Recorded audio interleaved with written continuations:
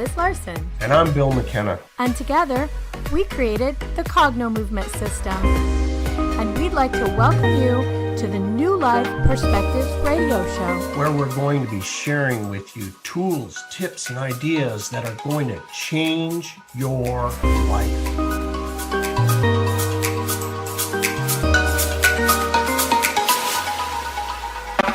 Hello in UK Health Radio Land. I am Liz Larson. I can't even say my own last name, with New Life Perspectives radio show. And I'm here with my good friend, Billem McKenna. And our other good friend, Cynthia Sue Larson. Hey, Cynthia. Hi, it's so good to see you guys and together too. Love it. Yeah, Cynthia has fast become one of our favorite guests, and our audience absolutely loves her. So she's back again. And every time we talk to Cynthia, we learn the most amazing things. And her conversations are so incredible, mind expanding. Cynthia, would you just quickly introduce yourself to everybody who may not know who you are? Yes, I'm the author of the book Quantum Jumps and Extraordinary Science. And I've also written books like Reality Shifts, High Energy Money, so forth. I also have a website, realityshifters.com, which is the best way to find what I'm doing. Subscribe to my monthly newsletter that I've been publishing for over 20 years, all about these topics. So I've been following what you might now call the Mandela effect, or if people know about that, as well as these ideas of reality shifting and quantum jumping. And I've got a podcast, Living the Quantum Dream, and I'm also the president of a nonprofit, International Mandela Effect Conference. And we're a 501c3 nonprofit. We're doing monthly live streams as well on YouTube. Cynthia knows what she's talking about. This is not just made up stuff. Cynthia is a physicist. So she knows the physics of how all this actually works. But I will tell you from personal experience, one of her books changed my life. In the early on, I know I've shared this with you guys. She was one of the first books I secretly read, and it's so mind expanding, but it's simple. We can all understand it. You don't have to have a physics degree to understand this. And this is why Bill and I wanted to talk with you guys about this today, and Cynthia, in this way. We want to talk about timelines, so you can share with us that you, Bill, and I, we all work in them daily.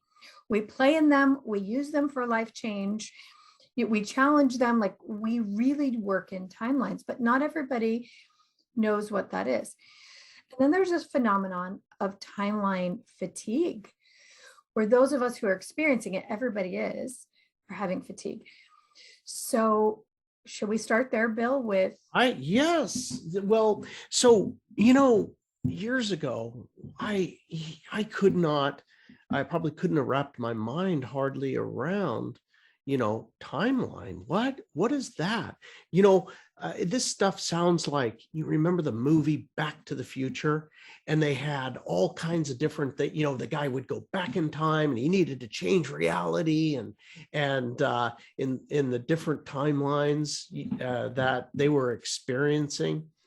Well, the best way that I can kind of bring this into everyone's current, experience is to just notice. Just notice, if you're listening to this, you're on the planet Earth, you're a human here.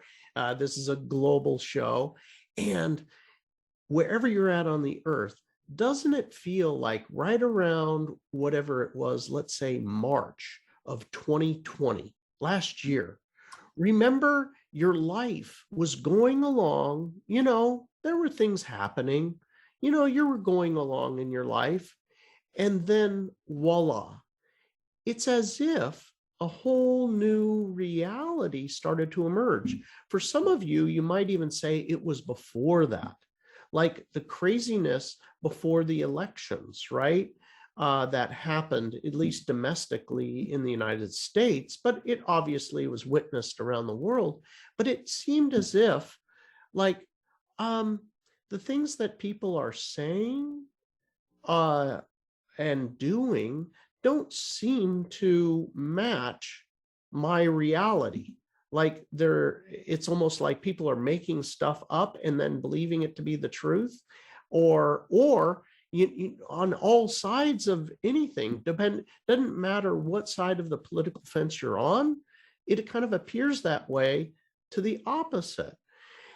And then it's exactly like you could be side by side with two people and they're in two different realities. That's what I've heard people say. It's like they're standing right next to me, but they're seeing things completely differently.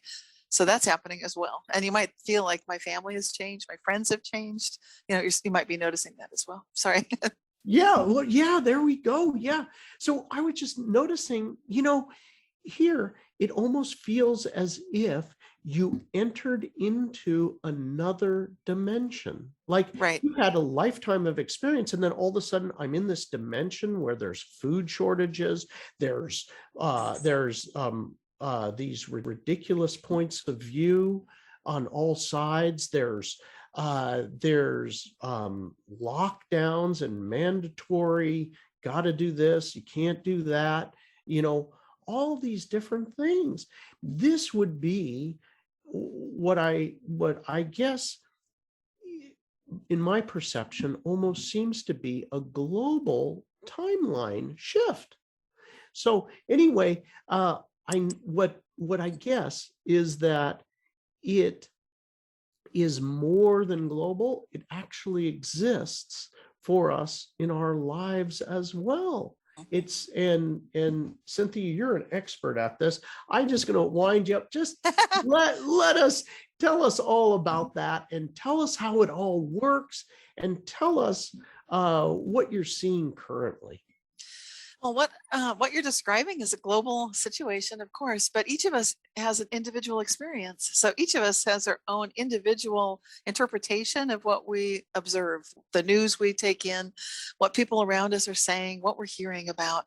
So it's a subjective experience. And I'm starting there on purpose because that to me is the nature of reality, that it is very individual, and which can start explaining how each of us we also work collectively, of course. So we're part of nations, we're part of the world, we're part of humanity.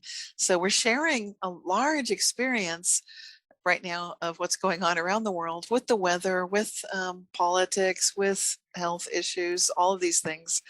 And each of us individually is on our own inner path. And I think a lot of us are turning inwards, but let's focus on the timelines. There's a lot that you brought up here.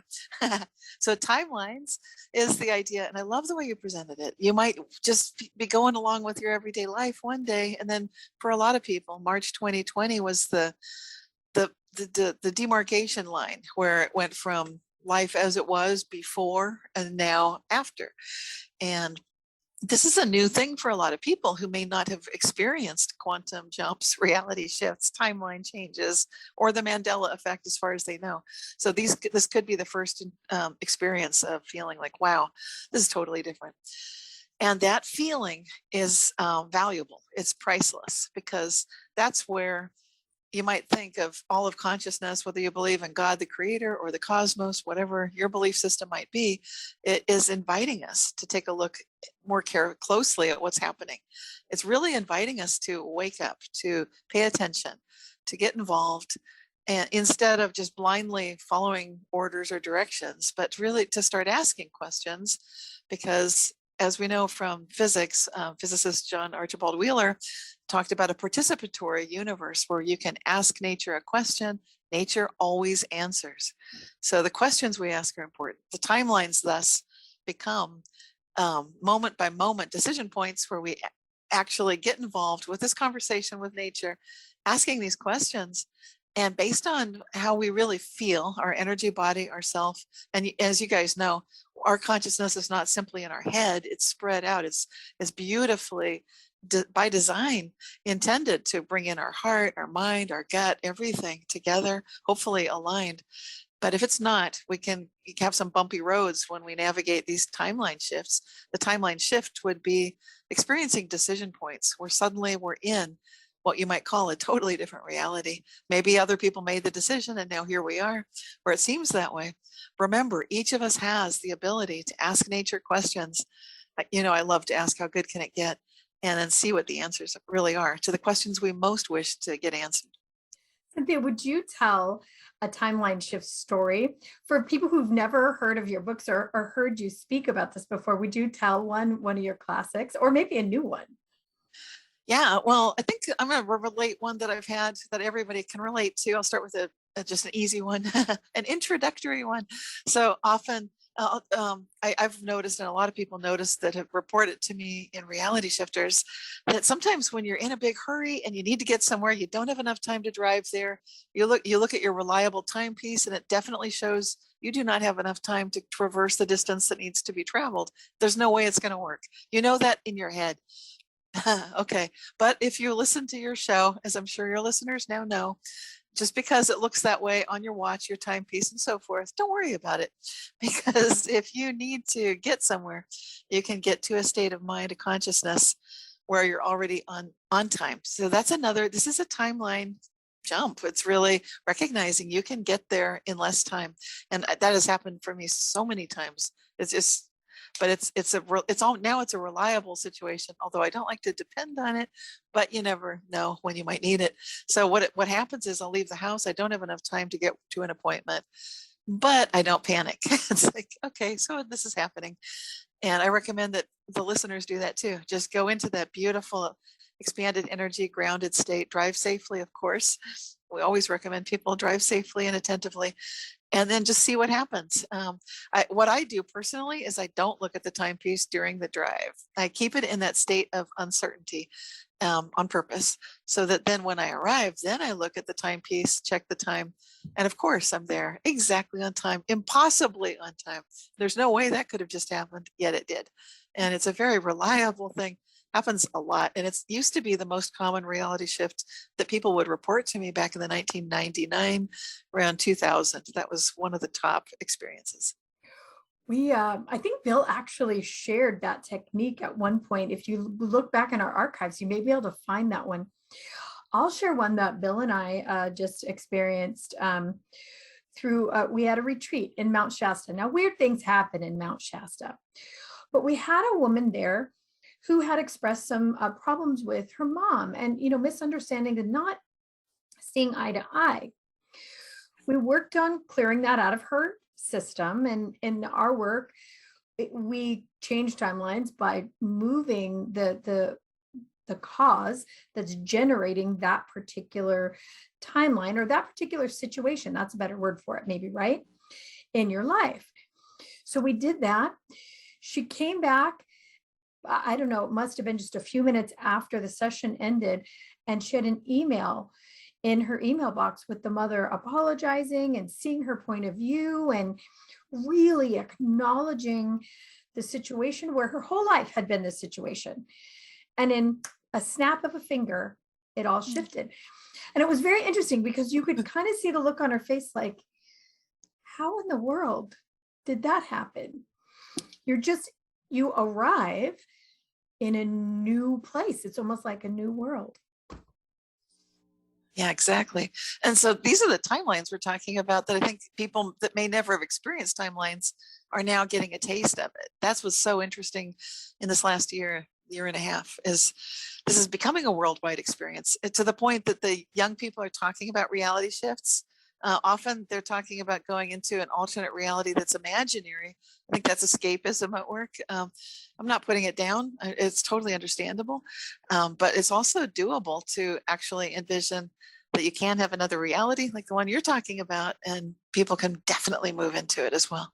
This is one that she wasn't even focused on it necessarily. It was a side effect of clearing the constant feeling of the negative timeline that she had out of her body. So it was a spontaneous one. But does this take energy? Does it cost energy? Why is this creating what we are kind of coining as timeline fatigue? What does it have to do with energy? Okay, that's a great question. It does require energy, and the energy that it requires, the good news is it's universal energy that's always available to us. And typically what's happening with any illness or ailment or problem is that we're blocking the receipt of that energy for some reason or reasons. So the fatigue that you're mentioning is really interesting, because a lot of the light workers are noticing they're feeling tired, they're feeling kind of worn down, like they can't quite. And these are people that are familiar with accessing universal energy. So for them to feel tired and worn down, something's going on. And one of the things that's going on is in International Mandela Effect Conference, IMEC, our Vice President, Christopher Anatra, talks about a hairball of timelines. And then our founder, Jerry Hicks, also talks about smeared out timelines. And so it's that feeling like, what's going on? There are all these choices. And it's not that we're conscious of them. Love that example and I love that way of quantum jumping. It's my favorite. First, clear yourself. And when you're good, then whatever you experience, that's going to be awesome. And you get to see all sorts of amazing things. But right now, with so many possible timeline possibilities, these many it's smeared out like quantum. If you're getting to the quantum physics part of it, then you can look at how all of for example, a photon could be either considered as in its particular form or as a smeared out spread of probability wave functions. So that smearing out of the wave function is the concept here. And all those timelines become kind of like a big blur, like what is here. And it's, if you try to grab onto them, if you're consciously trying to choose, which we humans are conditioned to do when we're raised in a materialist kind of a mindset, that's what we grow up with typically. That's our tendency. We want to grab onto the timeline. I do not recommend that right now. And I love your example because she didn't do that either. She focused on clearing herself. So one of the things I loved about what you just said was regarding timelines was you just talked a little bit a while ago about not looking at your watch, and that would lock in a reality. So one of the ways that I look at this is like in definition of the third dimension is all about laws, rules, and regulations. They exist in the third dimension. And the clock, as far as time goes in the third dimension, is a rule. In the third dimension, it's linear time. So if I agree by looking at my watch and agreeing it's 3 o'clock in the afternoon to the rule, then there's rules. What are you going to do? But in the fourth dimension, the time becomes malleable. And so by not looking at the clock and setting the time that you had, you're kind of entering into that fourth dimension so that that malleability, not attaching to one reality, right? You allow that other reality to take place. Right. And expanding upon that, which you're so very good at. Cynthia's books and some of the interviews she's done is so amazing. I love the ones about money too. Yeah, I love the story about you looking in your wallet and for more money. And then it was like the loaves and the loaves and fishes example with her wallet actually happened. So anyway, we got to take a break real quick. We got a UK Health Radio announcement. We'll be right back. Okay, thank you to the UK Health Radio Network. Before we go on, can I just say that Cynthia Sue Larson said timeline hairball. I think I need a t-shirt of that because that's really, it's like a timeline mingle. You can just see it, and that's what it feels like. And I just had a thought, a brain explosion. Bill, you're going to love this. And Cynthia, you can tell me if I'm on to something or not. In our work, when we do cognitive movement, we change the nervous system. We're changing the electricity between the brain and the body. What happens is there becomes a bit of a neurological overload. So the brain has to do a hard reset, just like your computer. You install something, you have to, the computer makes you do a hard reset. You delete something, So in our work, we'll see that as extreme exhaustion. The brain just cannot stay on, and the person will need to close their eyes, reset their brain, and start. So I'm curious, Cynthia, is it that we're doing this maybe 1,000 little times a day? The nervous system is picking up on it and just doesn't get the hard reset and makes us do it sooner. So maybe we're constantly having that feeling of, I just need to reset. I just need to reset. Could that be something? That's possibly true. And in that case, it's really interesting, because what happens when we take these resets? It makes, what's happening to the nervous system when we sleep? I'm instantly going there like, wow, that's really cool and super interesting. Obviously, it's not just a reset. Often, we look at our things or metaphors such as the computer reset, and we think, oh, that's all it is. I invite everybody who's listening and thinking about this to go bigger, because reality is always going to be bigger than any metaphor we can come up with. So it's bigger than that. So when we're getting these opportunities to do a reset, it's not just for ourselves individually and with our own subjective reality, but it's also as we relate to the collective groups of reality that we belong to. We're resetting those relationships, which is a very quantum thing to do. And our brain does function in a quantum fashion. So that's been proven with people like Jerome Busemeyer with his wonderful book about quantum models of cognition and decision making. And this concept that it matters, like if you're filling out a form or a questionnaire, what is the order of the questions get asked? You change the order of the questions, you get different answers from the same person, so that's fascinating. And it means that these groups we belong to, they need resets, and we're resetting them too when we're sleeping. That's at least one part of the equation of what's happening with the reset. Fascinating stuff. Oh my gosh, we had the most interesting aha moment. It's like, if you're following timelines, if you'll let yourself go to the next one, choose and go to the next one and see what happens next, the most amazing things happen. So I have this incredible client. He's just an amazing person. And he has all these projects out there in the world happening that are just like millions and millions of dollars, coming in and so creative. And all of a sudden he started to tell me about, he's making changes in himself, in himself and the work we're doing together.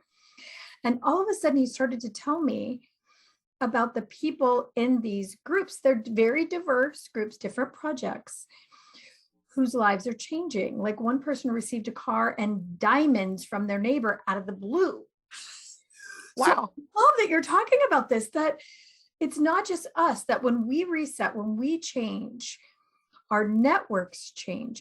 So Bill and I challenged each other, and we're putting it out to our practitioners to notice who else, when you make a change, who else in your network changes that may have nothing to do with you, but it has something to do with them.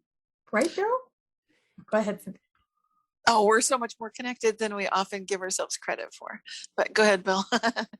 I was, one of the things that occurred to me is that our strong feelings, our strong thoughts and feelings, what they do is they lock in reality. They become a rule. This person is a bad guy. They're bad guy. And so I lock in reality of him being a bad guy or her or whatever. Or it could be about me or a situation, or it could be about global political things. I lock in a reality. And interestingly enough, literally with your hand, you can reach out into the field around you, the area that's like, if you extend out your arms, like, as if, they're all the way out to the left, right. And that's your field. And for most people, and you just reach out, where would it be if I my feeling about this person or the situation, where is it in my field around me? Literally, right? If you're watching the radio and you're not driving right now, you're in a safe situation, you literally could reach your hand out about some intense experience you're having, whatever it might be. And it's literally, you feel the air thicker in that area. It'll feel hot or cold or thicker, or some people we've even had people where they put their hand into it and it's like, the static electricity charge that you, like if you're walking on carpet, they'll put their hand in it, and they get a little static electricity. So it's very, very real. And this reality, by the way, this is not woo-woo. This is science. We know from science now, the magnetoencephalography. There is a device that's not attached to your head that's like an EEG machine, and it measures every time you have a thought and feeling, it will actually creates a charge out in your field that they measure. These are several universities. You can look it up, MEG versus EEG. But these we now know that this is absolutely true. The cool thing is that you could feel it today. There's many things you could do with it, but imagine for a second if that cloud was gone, kind of like Cynthia had mentioned a minute ago. That cloud for her could have been, it's 3 o'clock. Look at the watch. It's 3 o'clock and I'm late, and there's going to be consequences. But she did not engage by looking at the clock, which is a rule. And so it didn't form. That cloud didn't form in her field that you could actually feel. So other realities could present themselves. So anyway, sorry, this is so fascinating. We're so happy to have you, Cynthia. Please, I want to hear from you on that subject. Okay. Yeah. Well, I totally want to support what you're saying about locking in realities. And there's a physics that's known as the quantum Zeno effect about locking things in. So it's a true scientific phenomenon for people that want to look that one up. Quantum Zeno effect is the way that you can observe, so constantly observe something in a quantum state that you can lock it in place. And so this is amazing. And when you combine that concept with what you're describing, it starts to be easy to see the way a timeline could be accidentally selected. So you're surrounded with this hairball of timelines, and because of the emotional thing in your field that you're reacting to that feels real, that you're energizing by matching that emotion, and now you've got this timeline that you don't want. There you are, but it doesn't need to be that way. What is that called again? It's a quantum, for everybody to look it up. It's called in physics quantum Zeno effect. And if you find it in the textbook definition, it will be describing any quantum system that can be locked in place due to frequency of observations. So you need your device or your system or whatever's doing the observation to be check. It's like you've got OCD. You're just like, but like you've got OCD, right? Like a lot of us do lock in to something we're worried about. We're afraid of it. We're locking it in. You don't want to do that. So if there's something you don't want, don't be doing that. Don't be check. Like, I know this is going to be happening. I know I'm late. Oh my gosh, now look what time it is. Oh my gosh. You really don't want to be that. Let's not participate in that timeline. And it is a choice. Isn't that what people are doing when they're on the Facebook, on the Twitter, on the whatever, checking to make sure that catastrophe is still happening, like that? I know. They call it doom scrolling is what it's called. It's got a name. It's so common. So many people are doing that. And I would highly recommend against that. Do not doom scroll. If you're aware that you are locking that in place, yes. We know that it hits the nervous system a certain way. You get a feeling when that terrible belief system that the government's doing this, or the sickness is doing that, and it, and your friend sends you 5 of those, and it builds this feeling in the body, and the nervous system gets a hit of dopamine every time. And every time our brain gets that hit of dopamine, our body, we want more. So guys, everybody on the planet, if you're hearing our voice, stop it. Stop locking in this timeline. For those of us who are not doing that, for Bill and I, lots of times somebody will share with us something that's happening in the world, and we're like, oh, that's still happening? Or even we'll go out and see people wearing masks, and we're like, oh, that's still going on? Because we're immersed in something else. all the time. We're immersed in the fun of changing the timelines, the fun of manifesting, changing bodies, changing lives. So we forget that's going on. So that's so interesting. That's that quantum Zeno effect. See, Cynthia teaches us something every time. Love it. I love talking with you guys because you bring so much to it. It's such a smorgasbord. Okay, so back to the fatigue. Cynthia, what do you tell people? Or are you telling people anything that they can do to combat the fatigue? Or are we going with the fatigue? What are you doing? I usually start by pointing out that this was an expected moment in time, if you will, that this has been predicted. So I think that calms a lot of people down right from the get-go who might be panicking, like, this is horrible, look what's happening, yikes.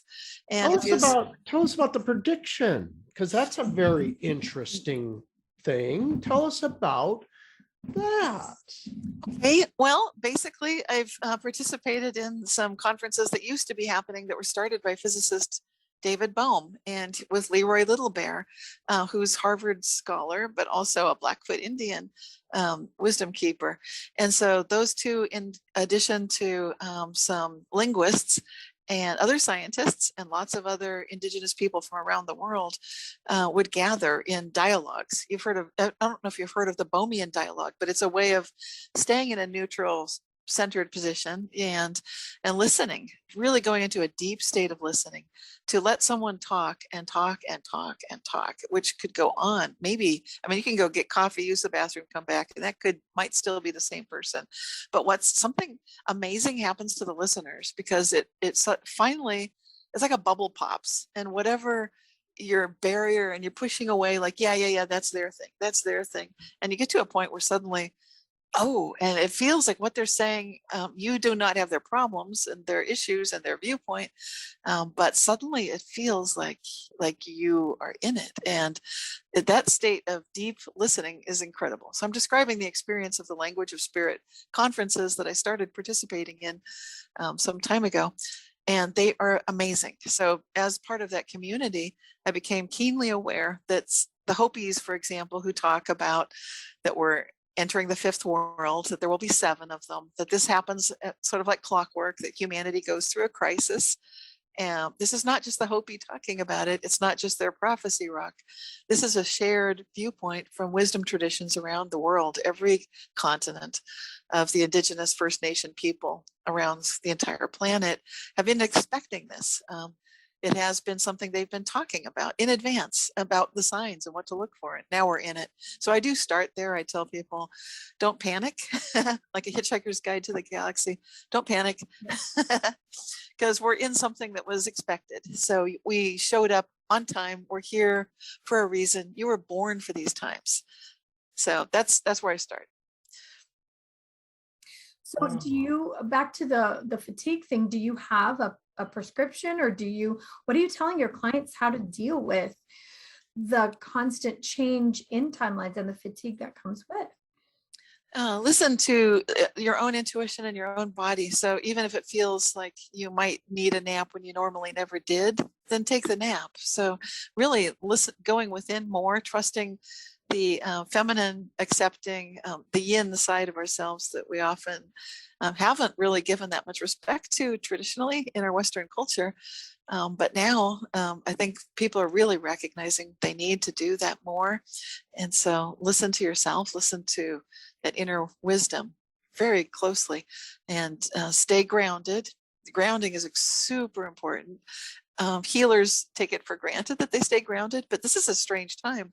And so even people that thought that they were grounded, or they always were before, they might need to do things like get out more in nature, go barefoot, things that they thought, I don't need that. Now maybe they do. And so it's the basics, really, getting grounded, opening your heart center, keeping connected to intuitive information and insight. Those are 3 checkpoints on the chakras, of course. So you've got your crown chakra, your heart, and your root chakra. So they're all extremely important. And this is fundamentals, yes. But I think this is the most important time. The other thing I recommend is don't fixate on what you think is the outcome. That's how to get yourself, it's like get nauseated on a fast moving ride to grab that one timeline. I'd recommend don't touch that. It's crazy. Just keep asking how good can it get? Keep it open-ended, work on yourself, and then you'll be naturally attuned and aligned to your own groups and everything, because we're just moving at a phenomenal pace right now, as was predicted. So that's the good news. No mistake here. Things are not running amok. It's not a disaster. This happens.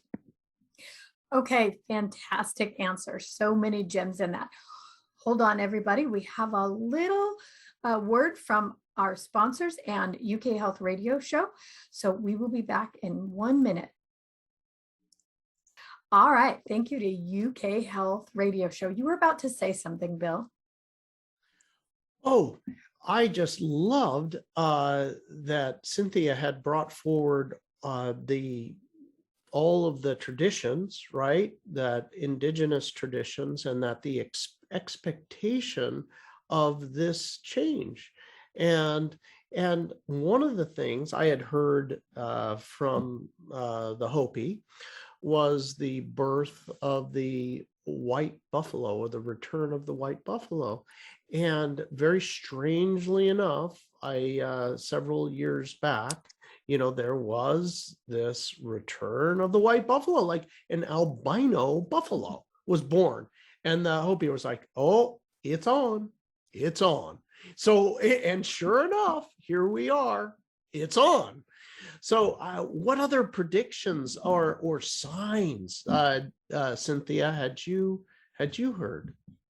Another one is that animals or plants that have been long dead will be coming back, and we're seeing that as well. So it's something that we track on the International Mandela Effect Conference, that the Lazarus species, the ones that have been gone for thousands, tens of thousands, hundreds of thousands of years, are suddenly back, like the silicon fish. These are these giant primordial, huge aquatic, deep water fish that had been known to be completely extinct. That was our wisdom, and they hadn't been seen for hundreds of years, and now they're back. And in fact, it's just mind-blowing to see that that's not the only species that's come back, but several have. And the scientists have that word Lazarus species, which means that it's such a common thing that even the scientists are naming it this, so that they can have a term to hang on what's going on when extinct animals come back. And it wasn't due to preservation efforts. That exists as well, of course, such as the white rhino and so forth, and the buffalo. Those are preservation efforts. But I'm talking about completely inexplicable things, like a Galapagos tortoise that had been known to be extinct, and it's back.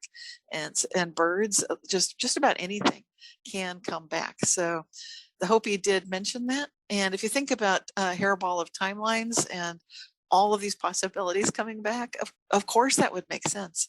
That's not part of their prophecy, the hairball of timelines. That's what we're talking about. Well, we had we can see him there. Well, what we got here. Oh my gosh. Yeah, I love it. Cynthia, that kind of explains a lot of things. I mean, all of it goes together. So, that's kind of a timeline shift, right? New animals or old animals coming back. Yes. It's also a Mandela effect. Well, were they ever extinct in the first place? Maybe not, right? Exactly. It's all of those things together.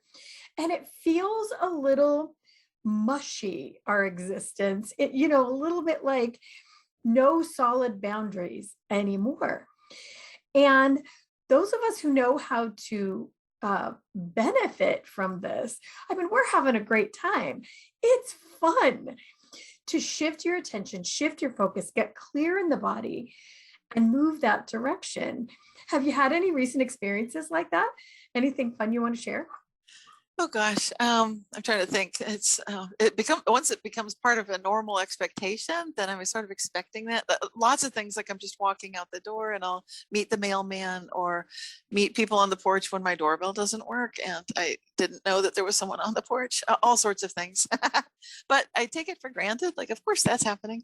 And also, just when I'm feeling well enough, I'm feeling so much better this last 2 weeks than I have in probably more than a year and a half. And suddenly lots of opportunities are coming to me, obviously, because I'm ready to take them on. No more problem with energy levels and so forth.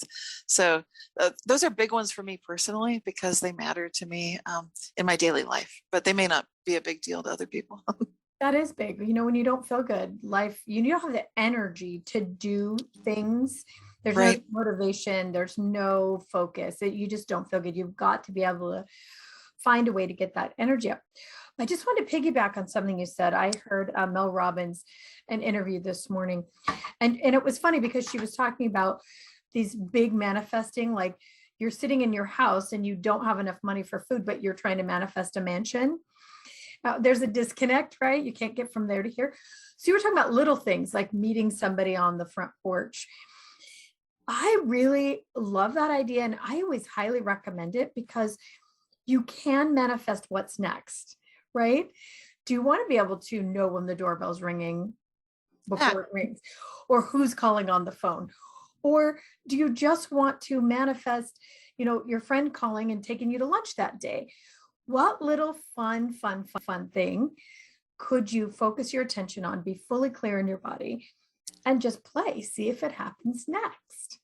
And that's the key to life, right? It's the quality of life that we experience the joy in this moment, because all we ever have is this moment right now. And when that is off the hook, like talking to you guys right now, then it just makes everything special. And that's the ultimate riches, is these connections, these relationships. I can't really think, besides health, but aside from health, the connections, the relationships are everything to me. Yeah. When we think about manifesting as some big thing that happens, some big bank account things, but really it's the littlest things in life. My husband changed my workout room around. It was one of my requests while I was on the retreat. He did that for me and it works amazing. It's such a great manifestation. Now, normally he would have taken a year to ever do it, but I was so just neutral about it. I thought, oh, that would be really good. I had the thought, boy, that would make sense if we just moved this and that. So much easier. And when I got back, he had done it. And I have thanked him every day. And you know what's been the best thing about it? Thanking him. Oh, Him. I believe it. Yeah. Hey, I used my room today. It's so good. Thank you. He loves it. So, the room is a great manifestation, but that joy of saying thank you. So guys, we are so close to the end here, but we always offer a little technique for people to take home. Do you have something people could use for timeline, or a way to adjust to timelines? Yeah, let's, because we're talking about the fatigue and the timeline hairballs. Let's just do a meditation on that. Help just for a few minutes. Like, is that okay? Good. Okay. So I'm just going to start by just closing my eyes. And if you're not operating a heavy machinery, then you can join us. Otherwise, hold this for later. So we're just going to take a deep breath, just calming yourself, feeling yourself, your muscles relaxing, and breathing in and taking a nice, steady, deep breath in. Letting it fill your entire abdomen, just bring as much air as you can comfortably, and then exhale and just imagining that you're just letting out all the concerns, anything. We've talked about emotions, so any strong emotions, you can just let them go for right now. Any kinds of worry, we talked about worry, just let it go. Just letting it go for right now. We don't need it, you'll be fine. Let go of any kind of feeling of sadness or grief. We talked about that briefly. Let that go too. And if anything might trigger anger, let that go too. We're just going to release those strong feelings for right now, letting them dissipate and clear away. And feeling in place of those energies of emotion, just feeling what Liz just mentioned, beautiful gratitude, reverence, joy. feeling thankful. Don't need to worry about what you're thankful for. We're just recognizing this energy has a feeling to it. You can remember something that you once felt thankful for. Breathe it in. And on the exhale, letting go of all those emotions that we talked about that are strong ones. Right now, we don't need them. Okay, that's the framework. So every time you breathe in, you'll just breathe in love, kindness, compassion, thankfulness. And the exhale, just releasing those strong emotions, letting them go. And today we talked about timelines. So you might feel like there has been this sense of so much overwhelm, too much to deal with, but you don't need to live that way. We know that. And we can just acknowledge that we may be surrounded by lots of different timelines that all different people are putting out there.